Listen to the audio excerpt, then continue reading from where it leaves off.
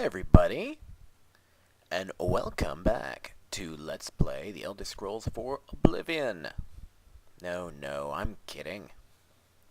We will continue Oblivion, but now we're going to take a little bit of a distraction with another game that I've been wanting to do.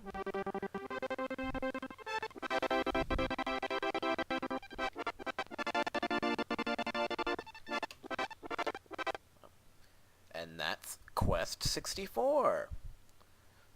It's a simple little game. You know, the story's not entirely too difficult to grasp, but it's a game that entertained me when I was younger nonetheless. And we're going to start a new game. If there's any coloration problems, that's because of the program. This is a little loud.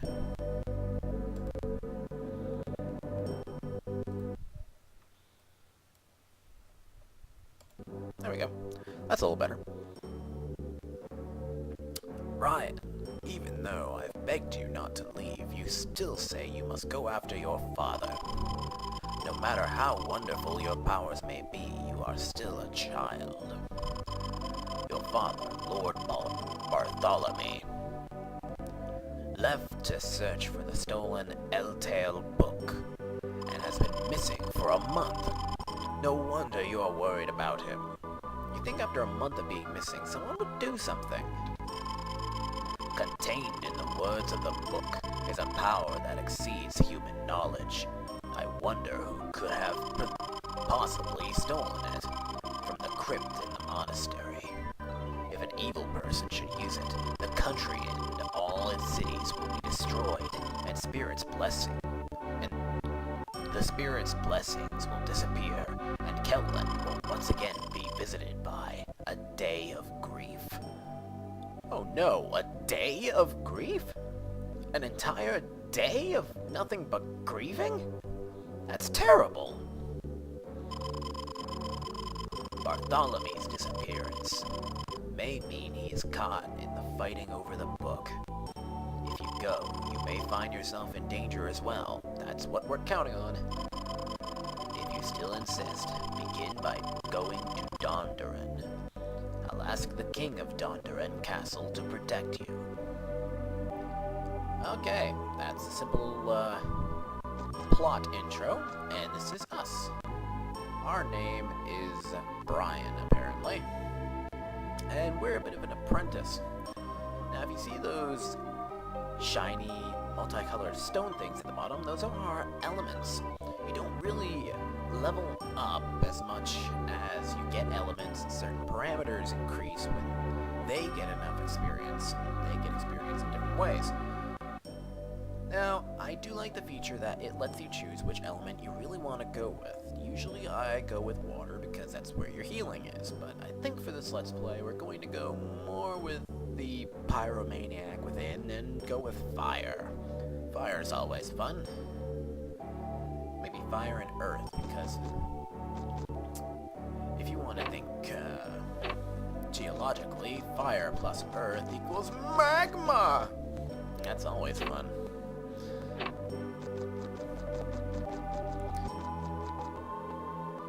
The camera's going to be our worst enemy in this game, and there's really nothing you can do about it.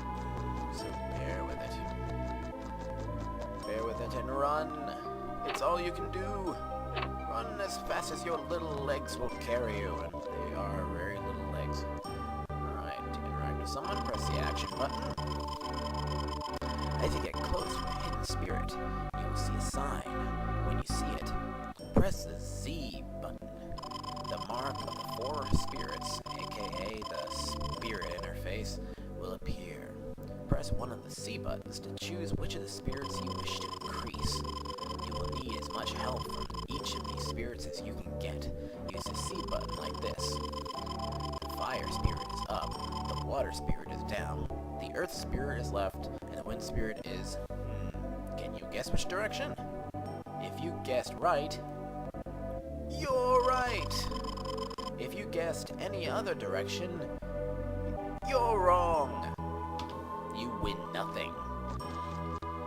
Now, the sign that she's talking about is just this, literally an icon that pops up on the only real way to tell if there's a spirit there, besides that sign, is bubbles. Bubbles. I kid you not. Ground.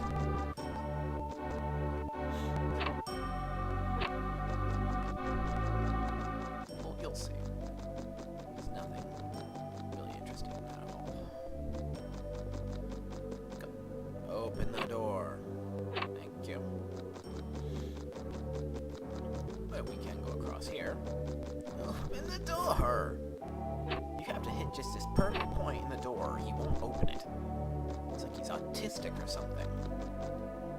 Nothing against people with autism, but...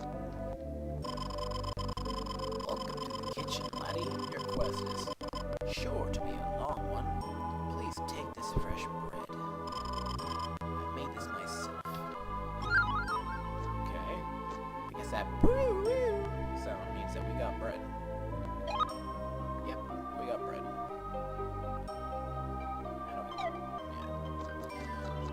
This is a chest. Exclamation point! Honey bread. You're holding out on us. Giving us a crappy loaf of regular bread when you got honey bread sitting in a chest right there. I feel insulted. Ah. Oh, that agitates me so much. If I don't hit that perfect little point. Okay. Before we go down the way we're supposed to go, which is somewhere down the other way, we're going to go this way. Why? Because I know for a fact there's a spirit hiding back here. This isn't my first time playing this game. No, of course not. I've never beaten it. I've come close, though, but then my N64 started going wonky. Now there's the mark. A question mark. And if I move out my head out of the way, you'll see bubbles. Yes, bubbles. Okay. And this is the mark of the spirits. And we're gonna go with fire, as I said. So we now have level 2 fire. Press the C button. You'll see those are the spells we are going to be learning right now. You just see Fireball level 1 under my status bars.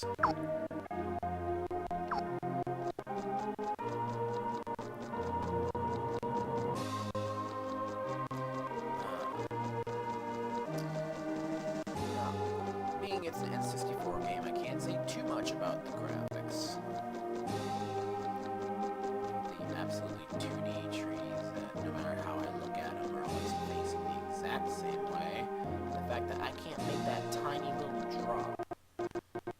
Oh, what was that?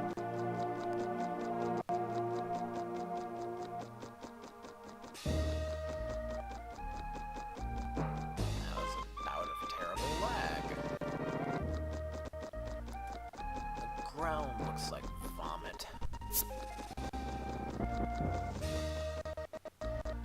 Maybe if I turn my instant messenger off.